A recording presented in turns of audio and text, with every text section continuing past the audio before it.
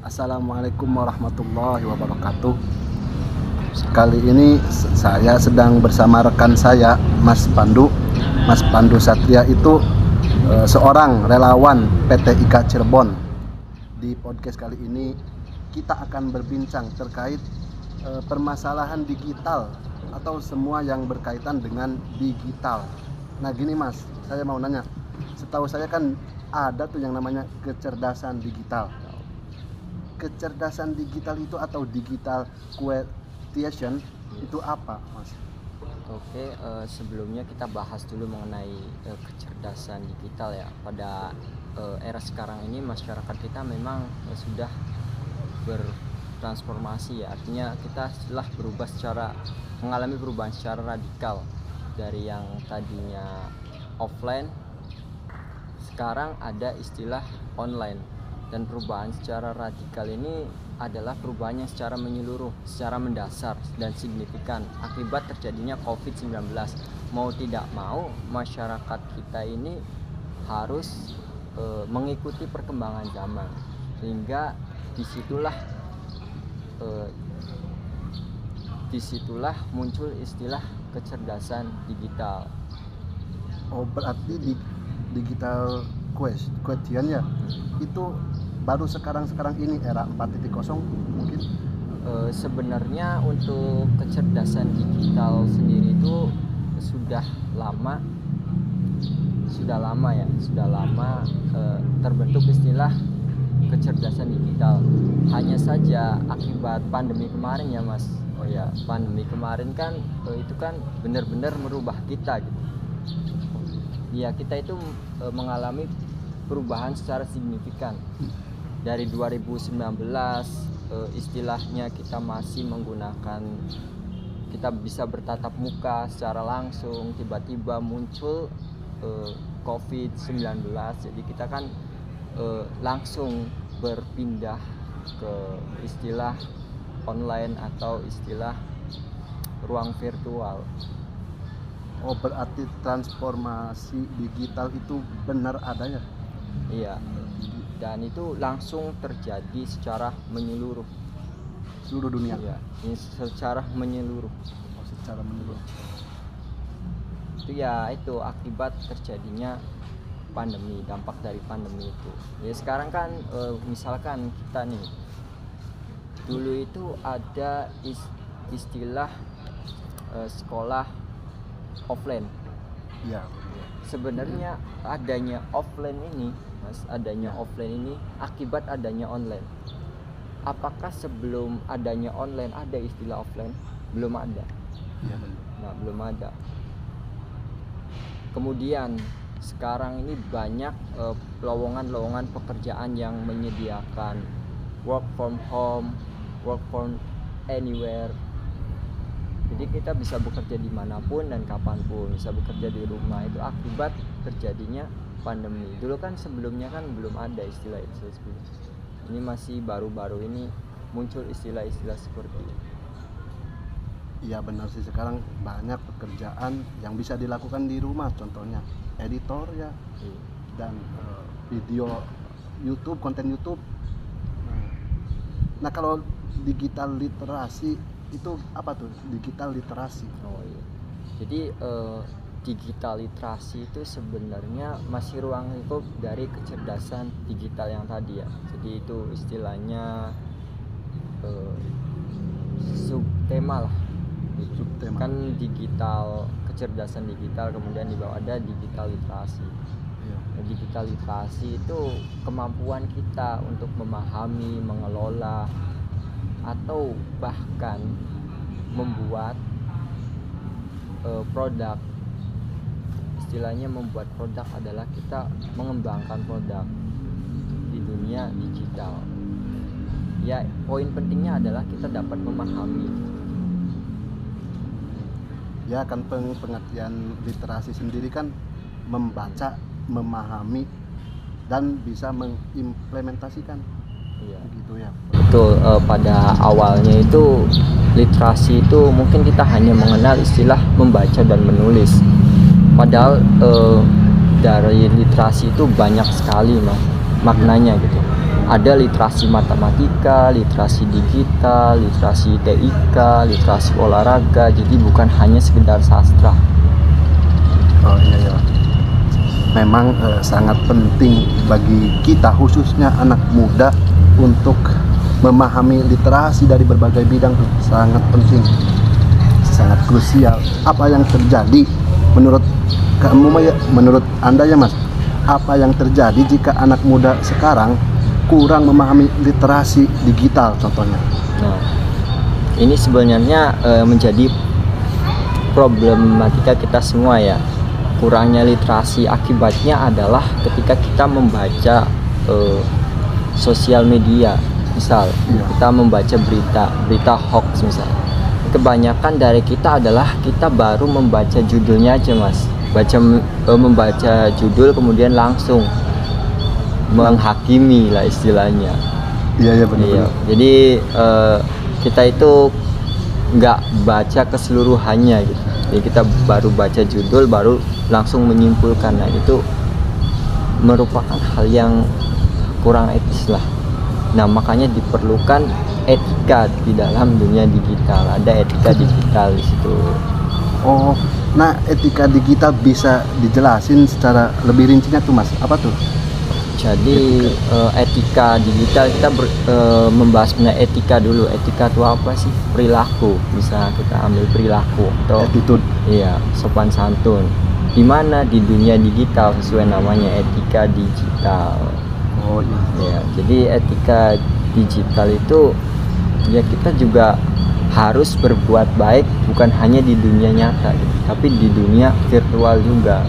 Karena walaupun di dunia virtual itu ada yang namanya digital rights atau hak digital, kebebasan berekspresi ya. Iya benar. Kebebasan berekspresi untuk mengungkapkan apapun di sosial media. Kita juga perlu yang namanya etika dan batasan gitu. Jangan sampai apa yang kita ketik malah itu menjadi bumerang buat kita. Iya ya. Penting sekali bagi kita untuk memahami etika digital. Bisa sebutkan contoh-contohnya tuh? Nah, contohnya adalah seperti ini Mas. Misalkan nih kita kan ada postingan nih, Ya. ada postingan Mas dari ya teman kita lah, teman kita, atau postingan-postingan yang apa ya, yang tidak sesuai dengan keinginan kita gitu. Misalkan nih ada postingan tentang presiden ya, presiden. Kemudian kita itu mengetik karena kita nggak suka sama bapak presidennya ya, kita itu langsung mengetik hal-hal yang kurang sopan di sosial media tersebut, dan itu akan menjadi bumerang buat kita karena memang sudah ada hukum yang mengatur tentang hal tersebut. Makanya kita harus berhati-hati dalam menulis sesuatu di sosial media. Kemudian nih contoh lain nih, misalkan kita sama temen nih ya, Iya betul. misal Mas Odi Iya sih. ngirim pesan WhatsApp ke saya, Ya. pembukaannya itu P doang, apakah itu sopan atau tidak? Menurut saya kan P sendiri itu maksudnya apa tuh? Iya. Kalau assalamualaikum kan ada artinya, itu lebih jelas. sopan. Lebih sopan. Nah, misalkan P ini dalam konteks yang misal tidak seumuran ya. Mungkin kalau seumuran itu ya anak zaman sekarang itu menganggap hal itu sudah biasa ya. Tapi misalkan nih orang yang lebih tua dari Mas Odi, Iya. Mas Odi pembukaan pesan WhatsApp Mas Odi itu P doang, apakah itu sopan? Tidak. Tentu tidak. Iya. Nah itu contoh pelanggaran etika. Kita juga harus sopan, pembukaannya seperti apa. Misalkan untuk mengirim pesan ke orang yang lebih tua itu bagaimana? Ya sama seperti di dunia nyata. Iya. Kan gini ya Mas, sekarang tuh banyak sekali hoax yang membanjiri kita, hoax ya. Iya. Nah, cara kita untuk menyikapi karena banyaknya hoax ini, apa nih cara kita supaya bisa menghadapi berita hoax yang bertebaran di mana-mana? Kalau menurut data ya, itu ada sekitar 240-an media yang tercatat di Dewan Pers. Sisanya adalah ya media-media yang belum terdaftar. Dan bagaimana sih caranya mengatasi hoax ya? Pertama, kita juga harus meliterasi diri kita. Hoax itu ibarat virus gitu. Dan kita perlu imunitas kan? Imunitas. Iya, imunitas dengan apa? Dengan cara mempelajari tadi literasi digital. Literasi digital. Ketika kita sudah memahami literasi digital, kita tidak akan sembarangan share hoax. Kita perlu memahami dulu, menganalisis dulu. Kita mencari sumber lain dulu. Apakah berita ini sesuai atau valid? Ya, benar. Kalau berita ini tidak sesuai, tidak valid, kita kan nggak akan menyebar itu semakin luas menjadi. Maksudnya adalah berita itu tidak akan tersebar secara meluas, cukup di kita aja. Nah gini Mas, mau nanya, misal saya punya teman, saya tuh tahu dia itu mengeser mengeser berita hoax, tetapi dia itu tidak tahu bahwa yang dia share itu hoax. Nah saya tahu gimana saya untuk caranya untuk menegur dia tuh. Yang pertama yang pasti adalah kita memberikan pemahaman secara sopan dulu ya. Iya, Itu hal yang terpenting. Sebenarnya dari Kominfo sendiri itu akan apa ya istilahnya itu memberikan di website Kominfo itu ada berita-berita yang termasuk hoax atau tidak gitu, ada. Nanti kita bisa cek dulu di situ apakah berita itu benar atau tidaknya. Yang penting adalah kita memberikan pemahaman secara sopan agar tidak terjadi ya hal-hal yang tidak diinginkan. Iya ya benar, kesopanan, attitude itu memang sangat diperlukan. Bukan hanya di dunia nyata, di digital pun ya, di virtual pun etika itu sangat diperlukan. Nah Mas, gini Mas, mau nanya lagi, ini lumayan gak terlalu nyambung ke topik ya. Iya. Terkait artificial intelligence yang lagi viral tuh, contohnya ChatGPT ya. Oke. ChatGPT, apakah ada disruption atau gangguan ya ke pendidikan? Kebetulan kan background saya itu pendidikan. Yes, oke. Jadi berarti kalau background pendidikan otomatis jadi guru ya? Iya benar. Ya. Jadi untuk artificial intelligence sendiri perlu teman-teman ketahui, kita tidak bisa membendung kemajuan teknologi. Kalau kita berani membendung kemajuan teknologi, artinya berarti kita yang akan tergerus. Gitu. Mau tidak mau, kita itu harus memanfaatkan teknologi yang berkembang saat ini. Ya seperti yang Mas Odi katakan tadi, bahwasanya ChatGPT itu ya memang itu menjadi sebuah gangguan dalam dunia pendidikan. Apalagi siswa atau mahasiswa itu dapat mengerjakan soal secara instan. Tapi perlu teman-teman ketahui bahwasanya ChatGPT itu ya mungkin belum sepenuhnya memberikan jawaban yang akurat. Jadi teman-teman perlu membacanya lagi, perlu memahaminya lagi. Kan pasti di dalam sesuatu itu ada impact positifnya ya, ada impact negatifnya.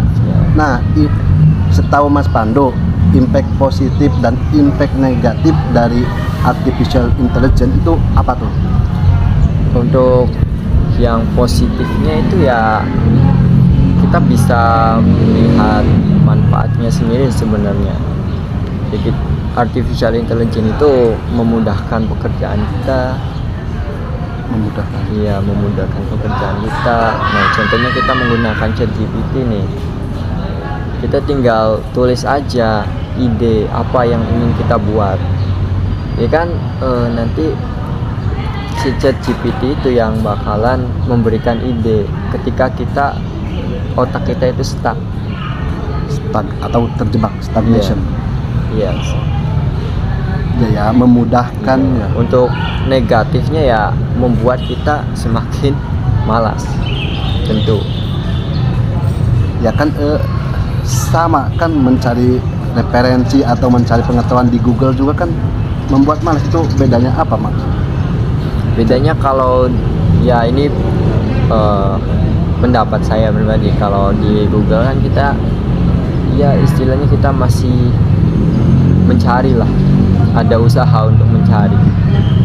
Maksudnya mencari adalah kita ya baca dulu apakah ini tepat atau tidak. Oh ya, kalau di Iya, kalau di Google. Kalau di ChatGPT kan langsung ada jawaban otomatis. Iya, jawaban otomatis. Artinya kalau yang menggunakannya itu cerdas, memberikan pertanyaan cerdas, pasti jawabannya cerdas. Tapi kalau yang menggunakannya itu menggunakan bahasa yang kurang cerdas, ya saya dalam tanda kutip bodoh. Iya. Iya. Kalau yang menggunakannya bodoh, pasti jawabannya juga bodoh. Maksudnya contohnya gimana? Contoh, kita menggunakan ChatGPT untuk mengerjakan soal misalnya. Ya, misalnya. Kita membuat perintah di ChatGPT itu secara detail dan akurat. Pastikan jawaban dari ChatGPT itu detail juga dan akurat juga. Ya, benar. Berbeda ketika orang yang menggunakannya itu dalam tanda kutip yang enggak terlalu cerdas. Ya, benar. Mereka akan istilahnya asal menulis perintah gitu, asal menulis perintah aja. Oh iya. Yang penting ya diksinya hampir sama lah, tapi asal menulis perintah, pasti jawabannya juga ngasal. Jawabannya ngasal ya. Agak ngasal, kurang akurat juga. Oh iya, benar-benar paham, Mas. Saya mau nanya gini ya, Mas. Sekarang yang lagi booming, yang lagi viral terkait dengan virtual reality atau VR and augmented reality ya, AR. Nah, menurut antum, menurut sampean, VR dan AR itu apa, bisa dijelaskan, Mas? Kita bikin contoh sederhana aja ya. Iya. Jadi kalau yang namanya virtual reality itu kita dapat melihat misalnya contoh layar handphone. Iya. Kita memerlukan alat yang namanya itu VR juga, kacamata VR lah, yang Kacamata bentuknya ya. yang VR ya. Iya. Nah, ketika kita melihat layar handphone kita, itu seolah-olah kita berada di dalamnya. Jadi seperti dunia nyata. Sedangkan kalau augmented reality atau AR, poin sederhananya adalah jadi yang ada di dunia nyata, di dunia maya itu seolah-olah ada di dunia nyata. Jadi hampir seperti kebalikan. Tapi itu juga memerlukan alat juga. Iya, seperti kamera. Ya contoh permainan yang menggunakan AR itu Pokemon Go lah. Itu iya, benar. Simple. Kita lihat ke HP ada bendanya ya. Bendanya di depan. Seolah-olah itu hidup. Padahal Nah, itu cuma virtual. Nah, itu augmented reality. Nah, kalau ada kelebihan dan kekurangan buat pendidikan VR dan AR, apakah ada? Untuk pendidikan sendiri ya, menggunakan VR itu mungkin sudah banyak yang menggunakan virtual reality ataupun augmented reality. Hanya saja kalau menurut saya ini masih kurang tepat digunakan untuk jenjang-jenjang seperti SD atau SMP, karena terkadang di sini ya Mas. Ya. Di sini itu anak SD dan anak SMP itu belum bisa atau belum memegang smartphone. Ke sekolah itu tidak boleh. Oh iya, iya benar. Kalau untuk jenjang SMK atau SMA kan itu sudah boleh membawa handphone ke sekolahnya. Kemudian yang lain adalah masalah jaringan. Kita harus perhatikan itu. Virtual reality dan augmented reality itu memerlukan spesifikasi device yang lumayan. Device itu alat ya, seperti handphone, speknya yang agak tinggi, terus juga jaringannya yang stabil. Nah itu permasalahan di jaringan. Terus juga teknologi sekarang itu belum merata. Iya, iya benar. Oke guys, cukup sekian perbincangan sore kali ini. Terima kasih kepada Mas Pandu yang telah meluangkan waktunya dan telah memberikan insight, knowledge ke kita semua. Jadi kesimpulannya gini, kita itu harus berbijak-bijak ya Mas dalam menggunakan teknologi. Karena teknologi itu ibarat pisau, tergantung orang yang menggunakannya. Apalagi di era sekarang banyak sekali hoax. Kita harus pintar-pintar dalam literasi digital, harus mengerti apa itu digital. Kita harus mempelajari terlebih dahulu supaya tidak terpengaruh dengan berita-berita hoax yang sekarang membanjiri kita semua. Sekian podcast kali ini. Mohon maaf apabila ada kesalahan. Wabillahi taufik wal hidayah. Wassalamualaikum warahmatullahi wabarakatuh.